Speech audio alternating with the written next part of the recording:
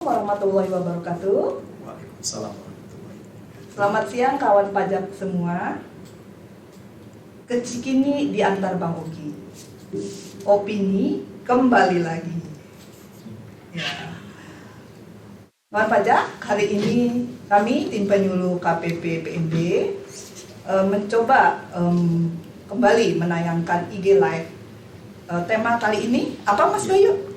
Ya, untuk kali ini kita akan membahas tentang upaya hukum atas ketetapan pajak. Tapi mungkin lebih baik ini kita kenalan dulu ya Mas Bayu ya. Ya, baik. Pantun aja nih biar cakepan ya. Nanti Baik. Mas Bayu jangan lupa yang bilang cakep kalau sih. Hati-hati, ada ular berbisa. Cakep. Cakep. Apalagi ditumbuhkan kayu. Bersama kami penyuluh KPP Perusahaan Masuk Bursa, saya Titin. Dan saya Bayu. Terima kasih Mas Bayu, cakep. Baiklah, tema kita hari ini adalah tadi sudah kita sebutkan adalah upaya hukum atas ketetapan pajak. Nah, berarti kita bisa bicara ketetapan pajak dulu ya. Ya, Berarti ketetapan pajak itu ada Iya, ketetapan pajak ada STP, surat tagihan pajak, dan juga surat ketetapan pajak. ya, berarti surat ketetapan pajak itu adalah surat ketetapan pajak lebih bayar. Lebih bayar. Surat ketetapan pajak kurang bayar, surat ketetapan pajak nihil, Iya. dan surat ketetapan pajak kurang bayar tambahan. Iya. Nah, mungkin untuk saat ini Mas Bayu, kita bahas lebih ke surat ketetapan pajak saja ya, yang tadi itu Iya. lebih bayar, kurang bayar, nihil atau kurang bayar tambahan. Iya. Nah, atas surat ketetapan pajak tersebut, wajib pajak dapat melakukan upaya hukum atas ketetapan pajak ini. Iya. Nah, upaya hukumnya apa nih Mas Bayu, namanya Pak Mas Bayu? Iya, jadi kawan pajak dapat melakukan upaya hukum itu berupa ya satu permohonan keberatan ya tentunya, yang kedua permohonan banding, dan yang ketiga pengurangan atau penghapusan sanksi administrasi dan pengurangan atau pembatalan ketetapan pajak. Demikian. Gitu. Nah, kan kita lebih ke keputusan keberatan ya. Ya. Upaya hukum keberatan ini biasanya dilakukan oleh wajib pajak karena wajib pajak merasa tidak puas dengan ketetapan yang ditetapkan atasnya. Iya. Nah, tentu ketetapan ini ada dasar hukumnya nih Mas Bayu untuk pengajuan keberatan itu. Iya. Jadi dasar hukumnya itu ada, kalau dulu kan di KUP pasal 25 ya, Iya. pasal 26. Tapi ada PMK-nya ya. Di Iya. PMK-nya itu nomor Ya, jadi untuk ketentuan yang terbaru sebagai dasar hukum diajukan keberatan ini yaitu Bapak Ibu ya dari PMK 202 tahun 2015. ya, PMK 202 2015 ini adalah perubahan dari PMK nomor 9 tahun 2013. Iya. Jadi kita tadi bilang kan upaya hukum itu ada 3 ya tadi ya, keberatan, banding, pengurangan sanksi. Nah, untuk yang bisa diajukan keberatan ini, SKP apa saja nih Mas Bayu? Iya. Apa semua SKP tadi yang kita sebutkan atau Iya. ada batasannya? Ada 4 ya kawan pajak yang dapat diajukan keberatan ini. 1, surat keterangan pajak kurang bayar. 2, surat keterangan pajak kurang bayar tambahan. Kemudian surat keterangan pajak lebih bayar. Dan surat keterangan pajak nihil. Nah, jadi untuk STP tidak bisa diajukan keberatan ya. Bisa. Jadi keberatan hanya untuk surat ketetapan pajak. Nah, syarat tentu untuk keberatan itu dapat diproses, kita kan harus memenuhi syarat dan ketentuan. Iya. Syarat ketentuan diajukannya keberatan itu ada beberapa ya wajib pajak ya, diantaranya 1, surat keberatan diajukan untuk 1 jenis dan 1 tahun atau 1 masa pajak. Lebih mudahnya itu misalnya satu ketetapan, misalnya tahun pajak PPh Badan 2001, berarti satu satu SKPKB misalnya, atau satu SKPKB itu berarti satu misalnya ada, selain ditetapkan SKPKB ada juga STP-nya atas Badan 2000 PPh pasal 25-nya misalnya. Jadi kalau mau mengajukan keberatan berarti dua surat. Ya. Karena satu ketetapan, satu jenis pajak, satu ketetapan untuk satu permohonan. Selain itu juga harus diajukan dengan bahasa Indonesia ya. Oh iya, karena kita bahasa Indonesia, nggak mungkin bahasa Inggris ya.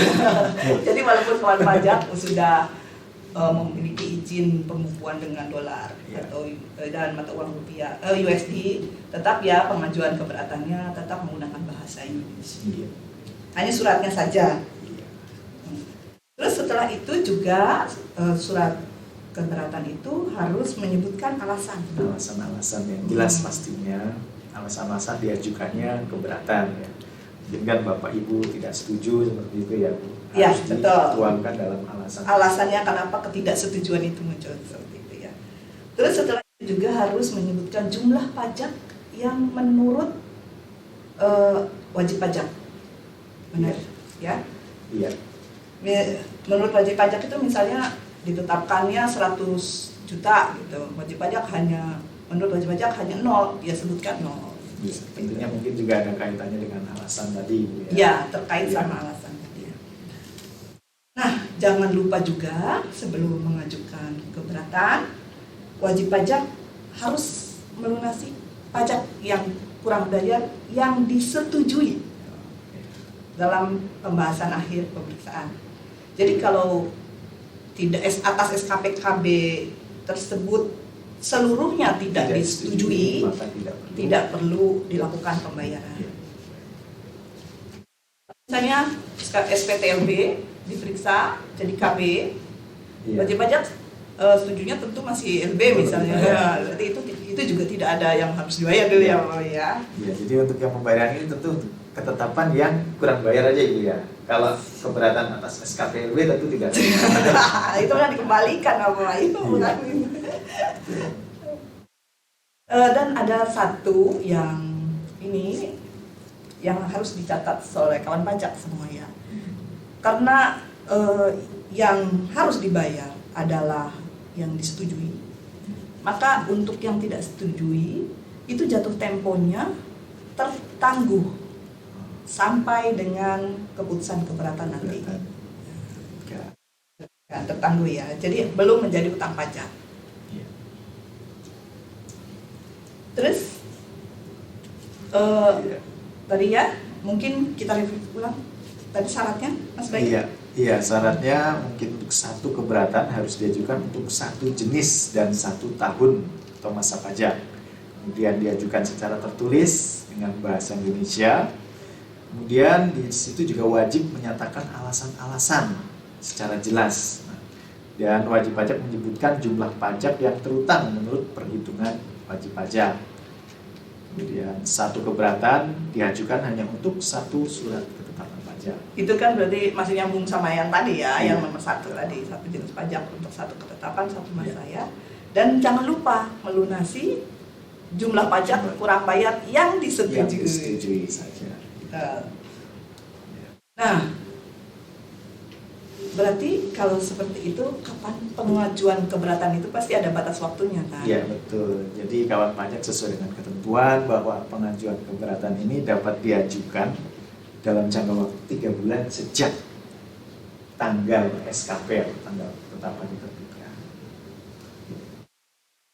Jadi 3 bulan sejak SKP KB atau SKPLB atau SKPN atau SKPKBT tadi terbit ya Pak Ayu ya. Wajib pajak masih memiliki hak untuk mengajukan upaya hukum berupa keberatan tadi. Nah, nih syarat sudah, jangka waktu sudah terpenuhi. Sekarang cara penyampaiannya nih Pak.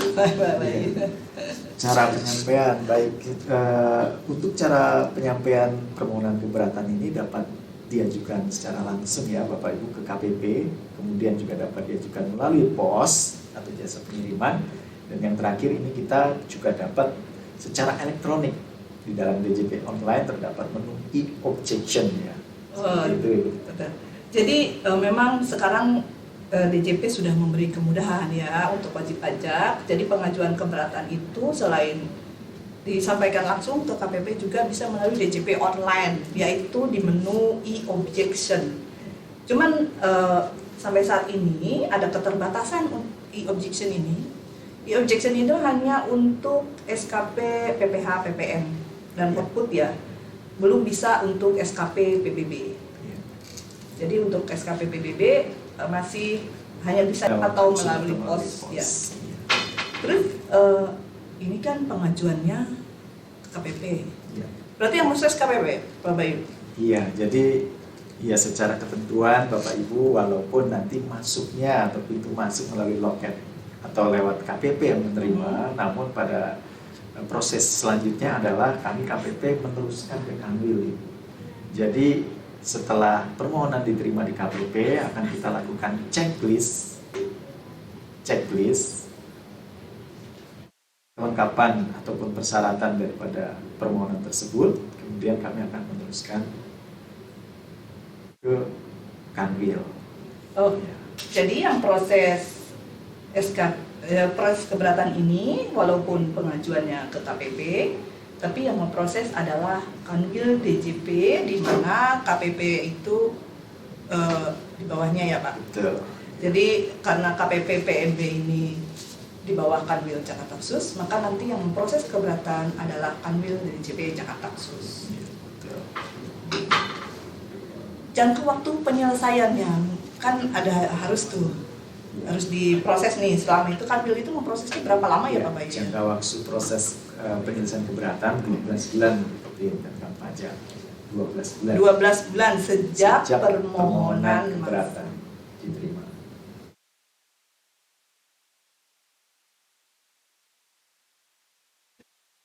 Uh, 12 bulan sejak permohonan keberatan. Keputusan keberatan itu, SK keberatan itu ada 3 loh Bapak Bayu ya. Ada yang menolak, berarti permohonannya itu tidak dikabulkan, atau mengabulkan sebagian, dan bisa saja mengabulkan seluruhnya. Nah, terkait ini nih Pak Bayu, misalnya surat keberatan itu, keputusan keberatan adalah mengabulkan seluruhnya.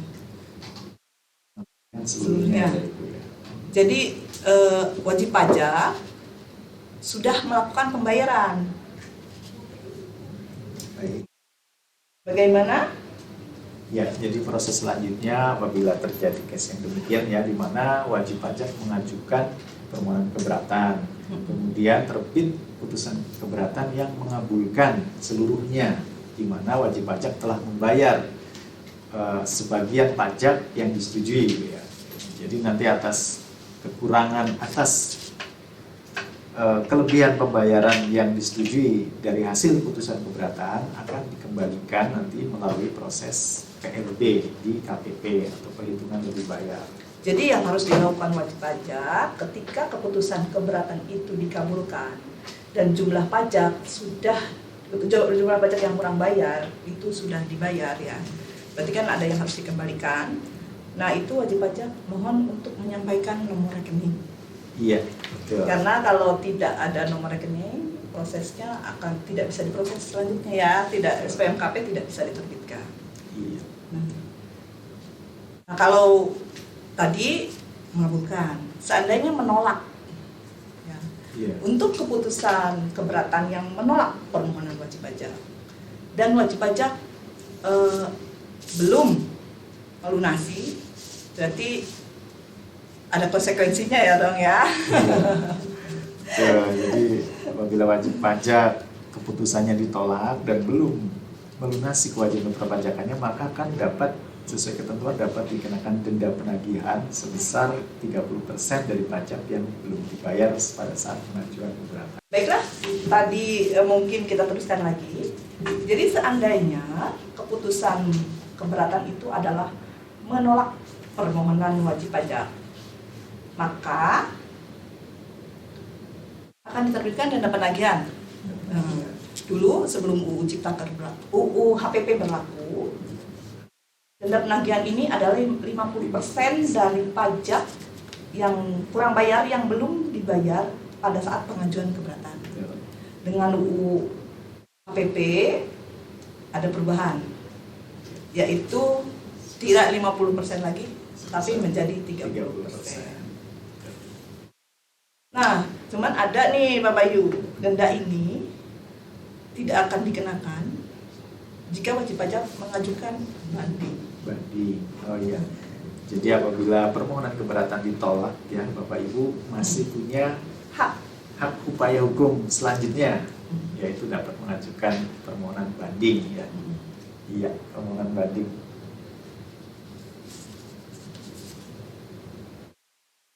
Jadi untuk permohonan banding tadi, permohonan banding itu diajukan sama ya seperti tadi keberatan, yaitu 3 bulan setelah keputusan keberatan. Iya. Diajukannya kemana Ibu Titin? Ya tentu banding ke pengadilan pajak. Ke pengadilan pajak. Ya. Jangan ke pengadilan agama ya. Jadi tidak lagi ke KPP ya. Betul. Untuk banding itu adalah ranah kebijakan wewenangnya pengadilan pajak. Karena kalau udah banding berarti wajib pajak harus mengajukannya ke pengadilan pajak. Badan peradilan pajak. Jadi syaratnya banding Ibu apa bisa? Sama dengan keberatan tadi. Tapi jangan lupa dilampirkan keputusan keberatannya itu. Biasanya banding. Penyampaiannya juga sama, bisa langsung atau melalui pos. Kemudian juga putusan banding ini dapat berupa keputusan menolak juga sama seperti keberatan ya Ibu ya. Cuman ada satu ini Bapak Bayu, keputusan banding yang sama kalau tadi kan keputusan keberatan dan menolak. Mengabulkan sebagian dan mengabulkan seluruhnya. Namun ada keputusan banding, untuk keputusan banding itu ada yang namanya tidak dipertimbangkan. Keputusan banding yang tidak dipertimbangkan itu adalah keputusan banding yang ininya apa? Tidak memenuhi mungkin Ibu ya. Tidak memenuhi ketentuan formal. Jadi dikeluarkan putusan banding hanya ya tidak dipertimbangkan seperti itu. Nah, apabila dalam putusan banding tadi pengadilan pajak menyatakan menolak gitu Ibu, apakah ada juga dendanya atau seperti keberatan tadi? Oh jelas. Iya. Karena ini sudah putusan banding, mungkin naik tarifnya Pak Bayu. Jadi atas putusan keberatan yang diajukan banding, terus dibanding itu ditolak juga, maka akan dikenakan tetap denda penagihan sebesar dulu waktu sebelum UU HPP itu 100% dari pajak yang kurang dibayar sebelum pengajuan keberatan. Ya. Sekarang setelah undang-undang berlaku, UU HPP berlaku, turun menjadi 60%. Ya tentunya ini juga sebagai bahan pertimbangan ya Bapak Ibu kan pajak untuk apakah ini kira-kira akan lanjut dibanding atau tidak, karena mengingat konsekuensi terdapat denda ini tadi ya, bisa salah satu pertimbangan mungkin ya. Betul. Ya. Untuk tadi kalau mengabulkan sebagian atau seluruhnya dan utang dan ketetapan sudah dibayar atau atas SKP LB-nya nambah. Berarti kan ada yang harus dikembalikan. Jangan lupa untuk mengajukan pengembalian itu wajib pajak harus memasukkan permohonan nomor rekening. Ya, karena tanpa nomor rekening itu kita tidak bisa memprosesnya. Oh iya, mungkin Ibu boleh dijelaskan kepada kawan pajak ini proses setelah bagaimana ketika wajib pajak telah mendapatkan putusan banding. Nah, seperti apa sebenarnya proses selanjutnya di KPP seperti itu? Boleh dijelaskan Ibu? Jadi atas putusan banding, nantikan pengadilan pajak itu biasanya mengirimkan salinan putusan banding itu ke kami, ke KPP, dan ke wajib pajak. Ada jangka waktu untuk memproses putusan banding itu. Jadi putusan banding itu harus diproses di KPP, nanti akan dikeluarkan namanya SP2B, yaitu Surat Pelaksanaan Putusan Banding. Surat pelaksanaan putusan banding ini harus terbit 1 bulan sejak salinan putusan banding diterima oleh KPP. Jadi meskipun putusannya misal sudah terbit bulan Desember gitu Ibu ya, tapi di KPP ternyata baru diterimanya mungkin Februari. Jadi seperti apa case-nya itu? Tetap. Jadi 1 bulan SP2B itu diterbitkan maksimal 1 bulan sejak diterima KPP ya, bukan sejak putusan. Karena memang dari putusan diucapkan itu kan ada prosesnya ya, ada proses pengiriman, proses pencetakan dia jadi putusan gitu kan. Jadi memang aturannya seperti itu. Jadi ketika wajib pajak, memang bahkan biasanya wajib pajak itu menerima putusan banding itu lebih cepat dari KPP ya. Karena tapi biasanya bedanya nggak banyak, sehari 2 hari aja gitu. Jadi nanti ketika ada putusan banding nih Pak Bayu, putusan banding menolak, maka itu jadi ingkrah. Misalnya SKPKB berarti jadi ingkrah menjadi utang pajak dan harus dilunasi sama wajib pajak. Ketika putusan banding itu adalah mengabulkan seluruhnya atau sebagian, namun ketetapan pajak itu sudah dibayar. Kita kembalikan. Nah, nanti wajib pajak segera menyampaikan nomor rekening. Nanti akan kita proses pengembaliannya dengan SPMKP. Seperti itu. Baik Ibu. Nah, mungkin saya pengen bertanya satu lagi terkait banding nih Ibu. Jadi kan mungkin setelah terbit putusan banding dari pengadilan pajak, misalkan menerima seluruhnya atau mengabulkan seluruhnya atau mengabulkan sebagian Ibu. Nah, itu dimungkinkan kan terdapat kelebihan pembayaran pajak karena wajib pajak telah melunasi SKP tersebut. Betul. Nah, namun dengan diterbitkannya putusan banding dari pengadilan pajak itu ternyata belum tentu langsung bisa dilaksanakan pengembalian ya Bu ya. Harus ada tadi surat pelaksanaannya ya. Betul. Kan dimungkinkan saja mungkin putusan dari pengadilan pajak mungkin terdapat kesalahan ketik. Oh iya, jadi kalau memang jumlah pajak seperti itu Bu. Nah, itu bisa terjadi. Jadi seandainya putusan banding itu terdapat kesalahan tulis, kesalahan hitung, itu kita tidak bisa menerbitkan SP2B tadi Pak Bayu, surat pelaksanaan putusan banding. Jadi kita nanti akan menyurati ke pengadilan pajak bahwa terdapat kesalahan dalam putusan yang harus dibetulkan. Jadi artinya akan dilakukan pembetulan seperti itu. Betul. Nanti pembetulan itu ketika sudah datang kembali ke KPP diproses seperti biasa tadi. Nah itulah mungkin para wajib pajak bahwa putusan banding ternyata tidak bisa langsung dilaksanakan ketika terdapat kekeliruan tadi Bu ya dari sana. Ya mungkin itu yang membuat proses pengembalian mungkin ada yang lama seperti itu Bu ya. Bisa juga lama gara-gara WP nggak ngasih nomor rekening ya. Baik Ibu, iya. Mungkin itu terkait keberatan dan banding untuk tema kita hari ini Bu. Gimana selanjutnya? Ini Pak Bayu, ini sudah ada yang tanya ya, di kolom chat. Jadi ini untuk keputusan keberatan yang menolak, ya, apakah bisa diajukan ulang selain ini? Untuk pengajuan keberatan itu hanya satu kali, jadi tidak bisa diajukan kembali. Jadi prosedurnya ketika keberatan wajib pajak masih belum puas, silakan langkah berikutnya adalah banding. Seperti itu. Iya. Jadi hanya sekali saja ya Ibu atas keberatan itu diajukan. Iya. Baik, ada pertanyaan selanjutnya kan? Ada pertanyaan selanjutnya tuh, tapi tulisannya tuh kameranya nggak on. Oh tadi kita mati. Mohon maaf ya, tadi ada kesalahan teknis. Kameranya tadi memang mati beberapa saat ya. Iya. Jadi Pak Bayu nggak kelihatan ini. Iya, mungkin Mungkin kita terkait review pembahasan dulu. tema itu kita revisi Review jadi sedikit sebelum dia replikan habis. Ibu Titin ya, mungkin kesimpulan dari apa yang kita bahas tadi.